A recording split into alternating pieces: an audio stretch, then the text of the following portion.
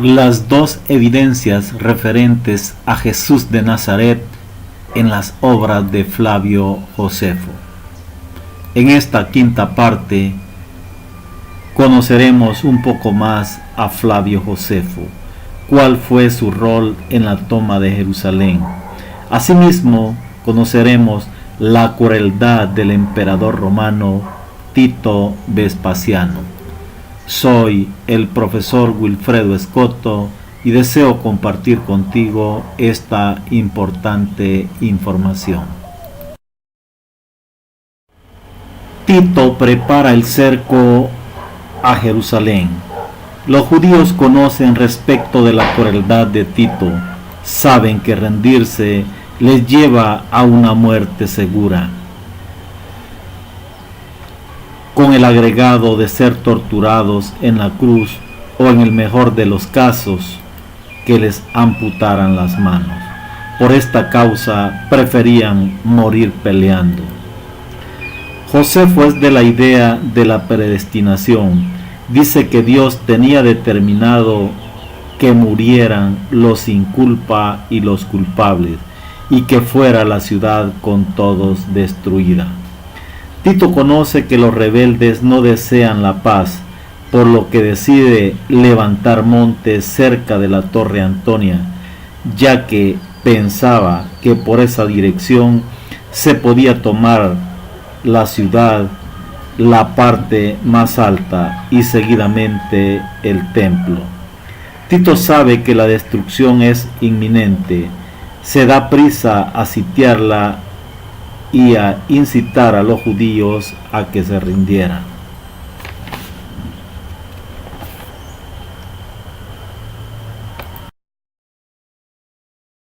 Flavio Josefo va por los muros de la ciudad hablándole a los rebeldes a que se rindan. Para que los judíos se rindieran, Tito utiliza a Flavio Josefo para que les hable en su propia lengua y les persuada a la rendición. Josefo va por todo el cerco del muro de la ciudad, hablándoles que no fueran la causa de la muerte de tanta gente de la ciudad, de la destrucción del templo y de la patria. Josefo trata de persuadirles diciéndoles que los romanos respetan las cosas sagradas del templo, y además que tengan presente que estaban muy dados a buscar la muerte y que tienen la posibilidad de librarse.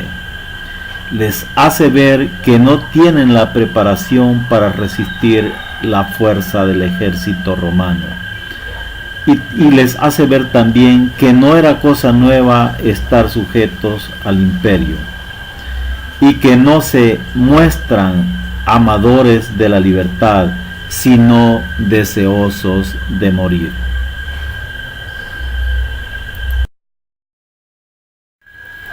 Flavio Josefo les hace ver a los rebeldes que todo el mundo conocido de ese entonces estaba sujeto a los romanos. Así también les dice que la fortuna les pertenece a los romanos. Esto tiene también la idea que el Dios de los judíos los ha abandonado y que ese Dios que regía en todo el imperio se había trasladado a Italia.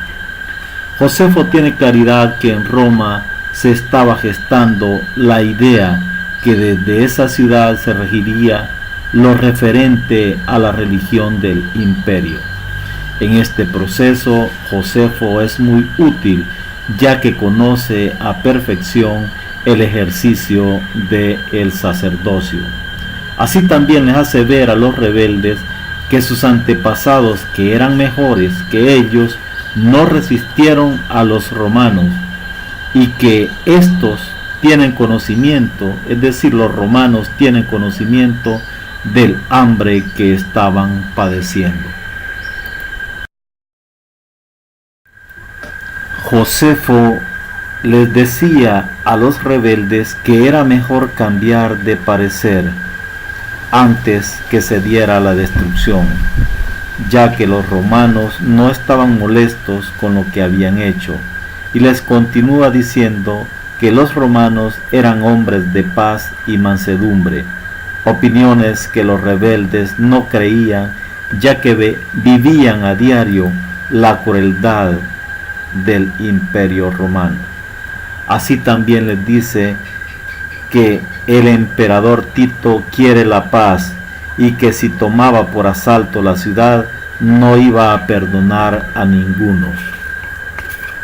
Y les continúa diciendo y les advierte que el tercer muro pronto será ganado por los romanos.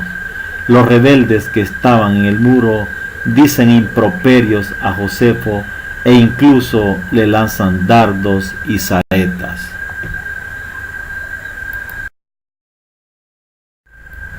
Siendo Josefo muy hábil, desea persuadirles aprovechando su fe religiosa, y les dice que no solo resistían a los romanos, sino también a Dios. Les presenta el ejemplo del rey Sedechías, que no oyó el consejo de Jeremías, y por lo cual fue destruida la ciudad, el templo, y fue llevado preso. Josefo pretende en este discurso simularse al profeta Jeremías, advirtiéndole al pueblo. Se consideraba Josefo a sí mismo con dones proféticos, ya que en una ocasión había acertado al general Vespasiano que llegaría a ser emperador. A pesar de su elocuencia, no logra persuadir, ya que los rebeldes lo ven como un traidor a la causa judía. Finaliza Josefo contándoles historias de las batallas ganadas por los romanos en otros lugares. Josefo, cual si fuera un juez, se pone a señalar a los rebeldes como pecadores. Les dice que han profanado el templo, lugar que los romanos de muy lejos venían a reverenciar, sujetándose a las leyes religiosas judías. Les dice también que los romanos lo que piden únicamente es el tributo que les debían en calidad de pueblos vasallos. Si pagan el tributo, no destruirán la ciudad ni el templo, y les concederán la libertad a las familias y podrán disponer de sus posesiones. Los judíos ya conocen lo duro de la tributación romana. Así también les hace ver que las fuentes de agua que se habían secado ahora fluyen abundantemente al ejército de Tito. Y les dice: Dios mismo ha apartado los ojos de esta ciudad. Josefo insiste a los rebeldes que dejaran las armas. Y Josefo lloraba, pero los rebeldes no se conmovían.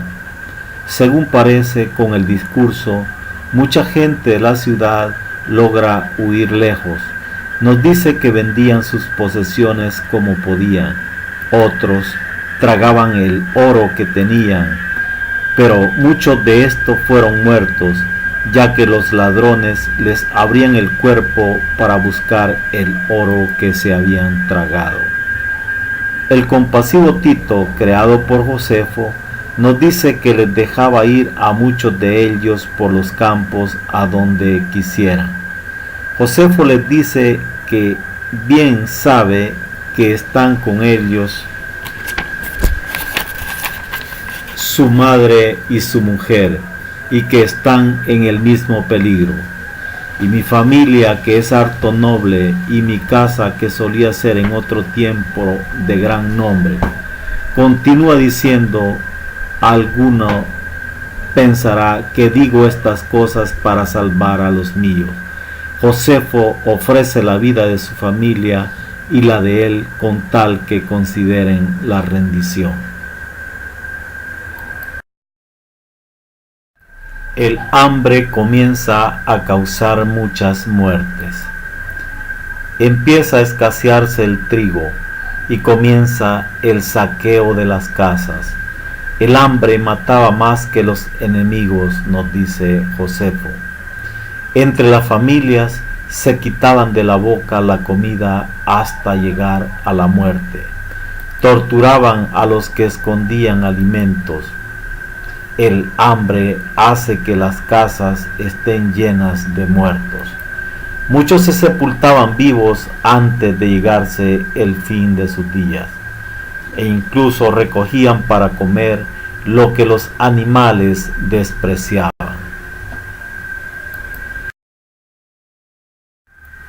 El colmo del hambre. Una madre cocina a su hijo para comérselo.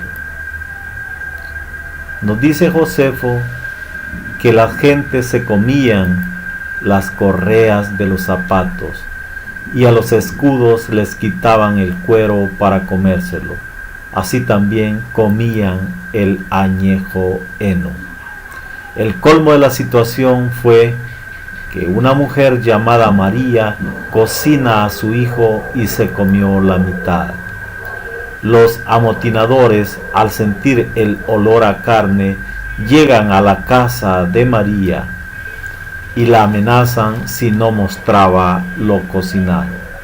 La mujer les entrega la parte del hijo que no se había comido aún.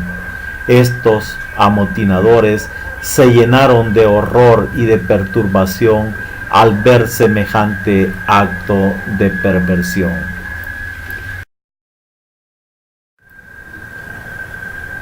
Judíos culpables de la destrucción de la ciudad y del templo.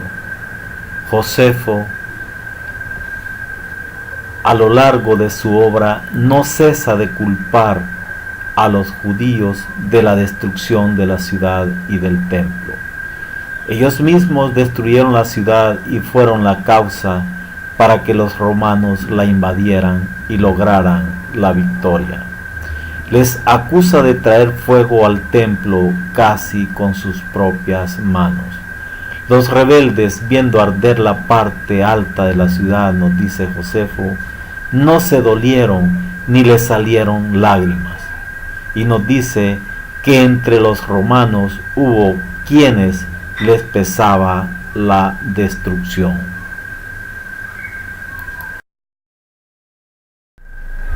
Tito crucifica a muchos judíos. Tito pone la estrategia de establecer retenes en los valles para apresar a los que salían a buscar alimentos. Entre los que salían había gente de pelea y gente más pobre, que no podían huir hacia los romanos por el miedo que los líderes rebeldes les asesinaran los familiares que habían quedado dentro de la ciudad. Por el hambre muchos se atrevían a salir y eran presos y azotados cruelmente por los romanos, y finalmente eran colgados en una cruz frente al muro. Josefo nos da una cifra de que diariamente eran crucificados 500 judíos. Según Josefo, a Tito le parecía la destrucción muy miserable, pero apresaba unos 500 o más cada día. No sentía Tito seguridad al dejarlos libres a los que había capturado, y no podía guardar tanta gente. Por eso no quiso prohibir las crucifixiones. Pensó que con estas torturas los que estaban dentro de la ciudad se doblarían. Los soldados romanos ahorcaban a muchos judíos de diferentes maneras, con ira y odio. Toda esta crueldad no logra intimidar a los judíos, por el contrario, les sirvió a los líderes judíos para persuadir al pueblo a que no se rindieran.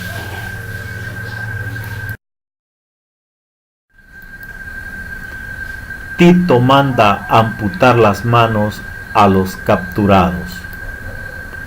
Muchos quizás de los convencidos por Josefo deseaban pasarse a los romanos, pero se detienen porque Tito a los capturados les mandaba amputar las manos.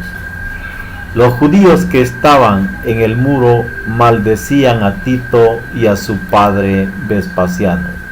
Los judíos preferían la muerte antes de ser esclavos de los romanos. Los judíos, en un acto de atrevimiento, queman los montes construidos por los romanos y sus ingenios que habían elaborado para asaltar el muro. Los romanos al fin logran poner cerco a toda la ciudad para que los judíos murieran de hambre. Josefo presenta a Tito sin culpa y muy compasivo.